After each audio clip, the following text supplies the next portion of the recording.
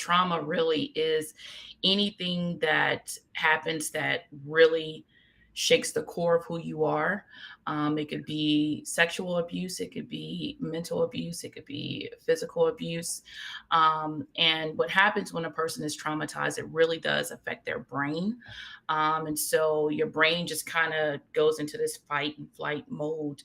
Yeah. And until you learn otherwise, you kind of stay in this cycle of living your life and existing from that trauma exposure that you had.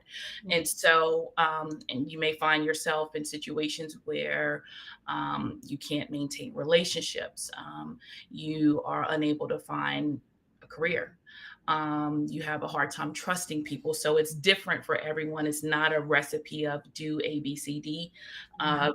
To heal your trauma, the biggest thing is to make sure that individuals are getting the guidance and assistance they need with someone that is trained and licensed and equipped to be able to help them unpack Yeah. what trauma looks like for them. And so I like to give the scenario of, you think of a war veteran. A lot of times people Right. think that trauma, PTSD, and they think of war veterans, or they used to think it was just for war veterans, but it's for anyone.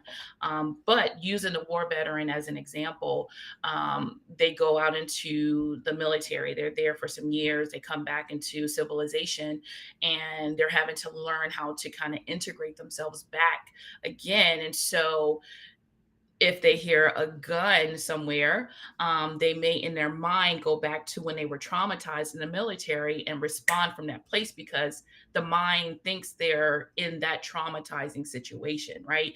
And Yeah. so it's the same thing that happens with the person that has been abused in whatever the facet is.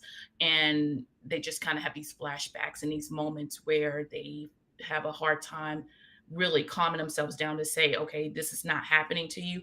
And oftentimes people don't realize they're responding from a place of trauma. And that's the scary part.